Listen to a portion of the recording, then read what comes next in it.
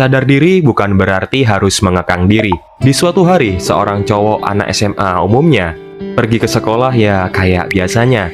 Namanya Minori Solta.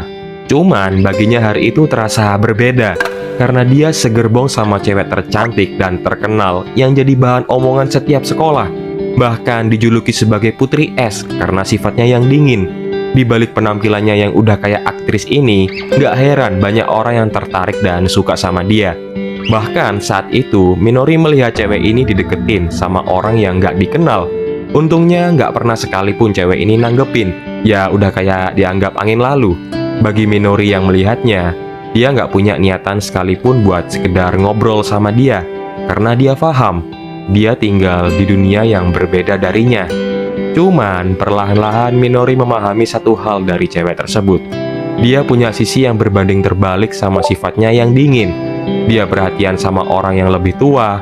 Bahkan ketika disapa oleh imutnya seorang bayi, dia membalasnya dengan senyuman. Dan senyuman ini entah kenapa membuat Minori terpikat olehnya. Bahkan yang semula nggak pengen buat ngajak ngobrol, sejak saat itu Minori pengen mengajak ngobrol cewek ini sekali aja. Tapi dia sadar, kayaknya dia juga bernasib sama seperti orang-orang lainnya. Mungkin sampai lulus, dia cuma bisa mengaguminya aja dari kejauhan. Kadang kita merasa ketika bersama dengan cewek atau cowok yang kita sukai, meski cuma bisanya seruangan aja, kita merasa semangat, ceria, seperti keberuntungan ada di tangan kita. Tanpa kita sadar bahwa kita cuma bisa merasakan sebatas itu aja.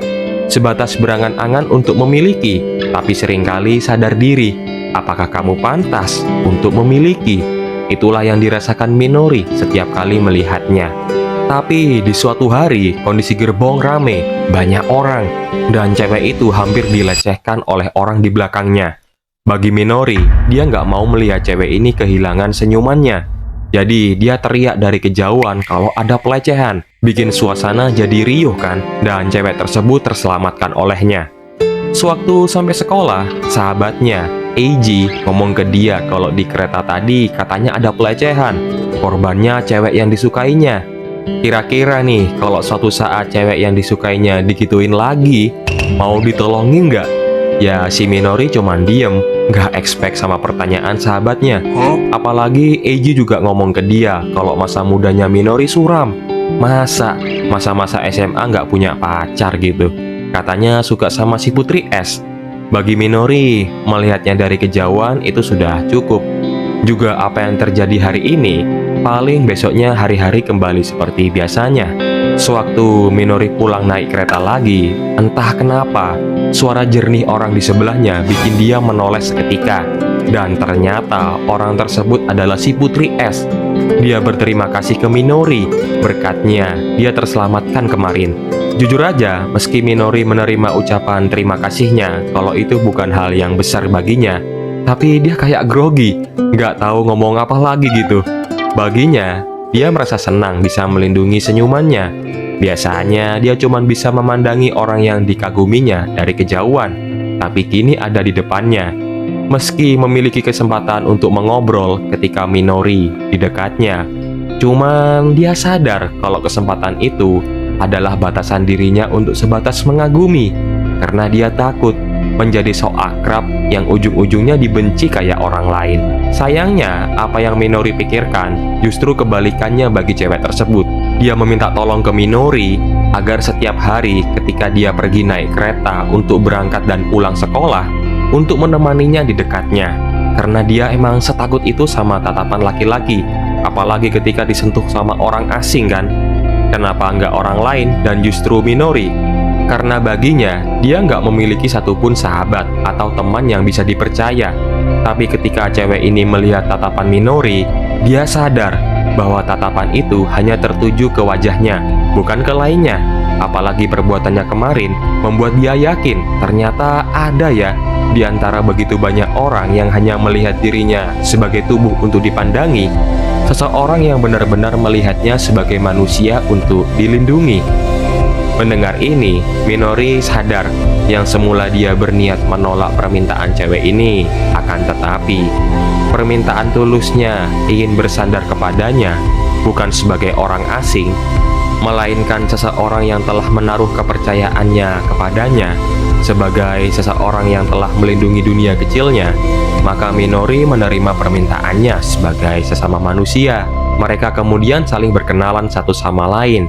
Shinonome Nagi namanya, yang entah kenapa sejak hari itu untuk pertama kalinya perjalanan Minori tidak sesunyi seperti biasanya. Begitulah hari-hari mereka seperti biasanya.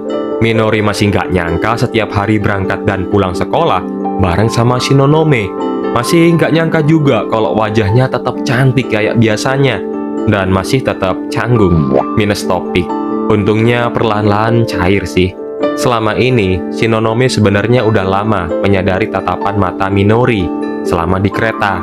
Baginya, itu adalah tatapan yang berbeda dari kebanyakan orang. Tapi bagi kita, itu adalah tatapan saat kamu benar-benar mengenal apa itu sebatas mengagumi dari jauh. Dan karena dia kurang percaya dengan orang lain, nggak heran, dia nggak memiliki teman dekat. Cuman, suatu hari Shinonome ditolong oleh teman kelasnya yang kurang dia kenal. Namanya Hayama. Dia menolongnya karena teman-teman cowok kelasnya membicarakannya dari belakang. Dia mengucapkan terima kasih kepadanya, tapi Shinonome bingung dengan perasaannya. Dia menceritakannya kepada Minori apa yang ia alami ketika di kereta. Terjebak dalam perasaan antara berani menaruh kepercayaan lagi ke orang lain, seperti temannya Hayama, atau tetap terkurung dalam perasaan takutnya disakiti dari belakang. Mendengar ini, Minori ingin Shinonome mau percaya kembali kalau orang-orang baik itu tetap ada. Meski terdengar memaksa gitu, tapi Shinonome mulai belajar untuk percaya lagi. Percaya ke temannya mulai dari Hayama. Belajar untuk memahami kembali arti dari kepercayaan. Ketika di kereta lagi, Shinonome membalas utang budinya sewaktu dulu ke Minori. Karena dia juara satu seangkatan, dia mengajari beberapa pelajaran kepadanya. Yang semula mereka jaga jarak, sekarang mah jaga satu sama lain. Bikin Minori nggak bisa nahan ngeblusnya. Begitu juga Shinonome. Ketika di rumah, nggak bisa kalau nggak deket sama Minori. Bawaannya pengen nempel lagi, kangen terus. Hingga suatu harinya, Minori baru tahu kalau selama ini Shinonome berusaha tegar dan tidak menunjukkan sisi lemahnya kepada orang lain. Ini semua karena tuntutan ayahnya. Seolah-olah kuat, padahal kenyataannya dia belum mampu menuruti tuntutan ayahnya. Padahal jauh di dalam lubuk hatinya, dia juga ingin menunjukkan apa adanya kepada orang-orang. Dengan perkataan halus, Minori memberikan saran agar Shinonome tidak harus selalu tampil tegar. Tampil apa yang sebenarnya Shinonome miliki, apa adanya dengan segala kekurangannya. Karena memang meski manusia itu terlihat sempurna, pada akhirnya manusia itu tidak bisa luput dari kata kekurangan. Sejak saat itu, Minori baru mengerti gimana sifat aslinya Shinonome. Mulai dari semakin sering senyum ke Minori, belajar bareng di kereta, sampai-sampai udah kayak bukan belajar lagi. Apalagi waktu terjadi guncangan, bikin mereka nempel kayak lem, dan gak mau lepas juga. Sifat Shinonome juga semakin menjadi-jadi. Sewaktu hujan, Minori gak bawa payung. Shinonome datang menjemput Minori sambil membawa payungnya ketika Minori bareng sama Eiji dan pacarnya. Yang semula rumor terkenalnya putri sedingin es gak pernah dekat sama siapapun, bahkan menemui murid sekolah lain. Hari itu Shinonome sampai jemput Minori langsung di depan mereka. Pulang bareng sambil Shinonome ngeblus parah.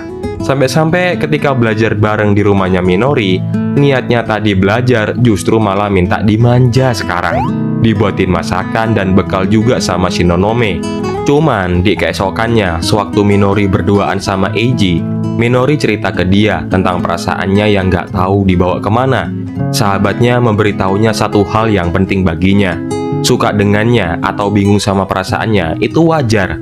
Tapi coba bayangin 10 tahun kemudian, apakah ada pria lain yang diinginkan Minori di sisinya?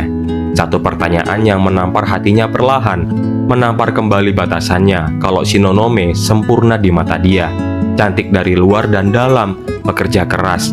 Dia juga yakin orang yang di sisinya juga pasti setara dengannya. Pada akhirnya bunga yang mekar indah pasti akan tumbuh di tempat yang gak bisa disentuh sembarang orang kan. Perlahan-lahan Minori gak terlalu memikirkan hal itu. Sampai suatu hari, Eiji, pacarnya, Hayama dan Shinonome belajar kelompok di apartemennya Minori. Di hari itu juga, Shinonome ngasih undangan ke mereka buat menonton acara penampilan tariannya.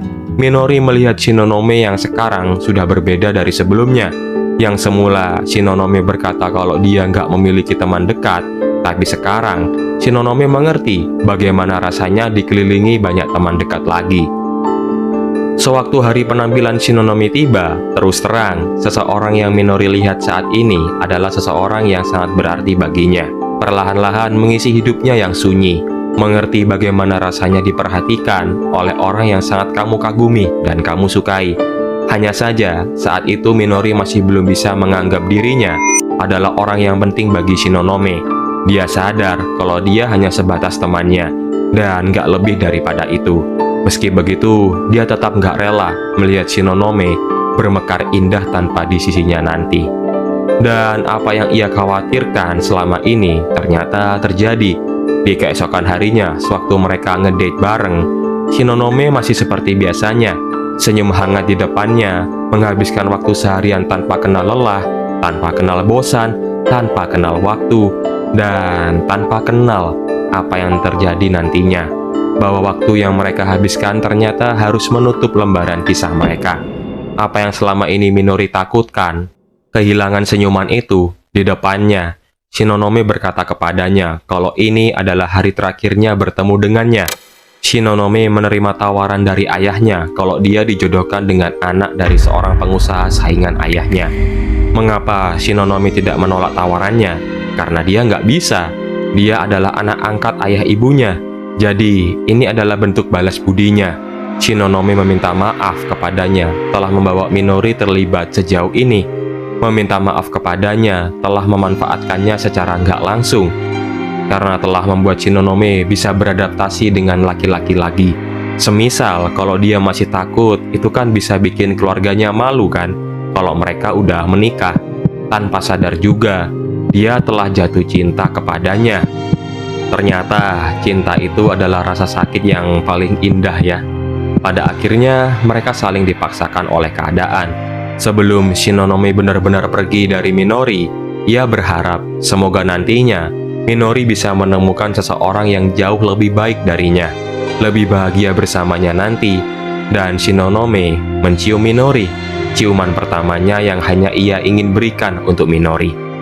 Setelah hari itu, Minori mengurung dirinya di apartemennya. Pikirannya kacau, hilang arah, seperti seseorang yang ingin hilang dari kehidupan selamanya. Ternyata begini ya rasanya ketika kamu yang paling mencintaiku, tapi justru aku yang paling hancur ketika kehilanganmu. Sewaktu Eiji menemuinya, terus terang dia adalah seorang sahabat yang bisa menyadarkan kembali seorang Minori. Dia bukan sahabat yang memberinya semangat atau sekedar menghiburnya seolah-olah baik-baik aja, tapi mendorong tekad Minori kalau cinta itu harus diperjuangkan. Hanya karena Shinonome menerima tawaran perjodohan, bukan berarti dia akan bahagia. Justru Minori harus bangkit, buktikan kalau dia adalah satu-satunya orang yang bisa membahagiakannya nanti di masa depan. Setelah malam itu, Minori telah membulatkan tekadnya sebagai seorang pria. Dia ke rumahnya Shinonome, bertemu dengan ayahnya Shinonome, membicarakan tentang perjodohannya Shinonome, dan berterus terang kalau dia ingin menghentikan perjodohannya. Selama pembicaraan itu, ternyata perjodohan ini timbul dari kesalahpahaman. Awalnya, perjodohan ini hanya untuk sekedar menciptakan pertemanan Shinonome dengan lawan jenis, karena ayahnya selama ini telah salah membesarkan putrinya. Satu kalimat darinya tentang Shinonome nggak boleh menunjukkan sisi lemahnya, membuat Shinonome merasa kalau dia harus seperti ayahnya nanti di masa depan. Dan ayahnya nggak tahu kalau sahabat yang merubahnya selama ini justru bukan perempuan, tapi Minori, seorang laki-laki. Minori juga mengutarakan perasaannya dengan tulus kalau dia benar-benar mencintainya. Dari sini, ayahnya Shinonome akhirnya paham. Dia meminta maaf kepada Minori karena telah melukai perasaannya. Di saat itu juga, Shinonome menemuinya setelah mendengar percakapan mereka. Ayahnya meminta maaf selama ini kepadanya.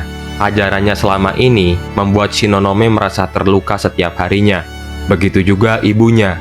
Pada akhirnya, besarnya kasih sayang orang tuanya terkadang memberikan luka bagi anaknya. Setelah itu semua, Shinonome dan Minori saling berbicara berduaan, berbicara dari hati ke hati, mengapa Minori tetap mengunjunginya meski ia telah mengkhianatinya. Baginya, meski luka yang ia berikan kepadanya tidak sanggup mengalahkan betapa besarnya perasaannya untuk tetap mencintainya. Pada akhirnya, inilah kisah antara kedua orang yang saling merasa sunyi dalam dunianya masing-masing, tapi mengerti betapa cinta bukan tentang siapa yang setara, tetapi tentang saling melengkapi kekurangan dan berproses bersama. Terima kasih yang sudah menonton video ini hingga akhir. Terima kasih kepada Satsuki Hiryu sebagai komikus yang telah memberikan sepotong moral bahwa sadar diri seringkali membuat kita mundur sebelum memulai. Padahal cinta tidak pernah menuntut kesempurnaan, hanya keberanian untuk menerima bahwa kemungkinan untuk terluka itu ada. Judul manga ini adalah Tako no Kori Hime wo Tasuketara.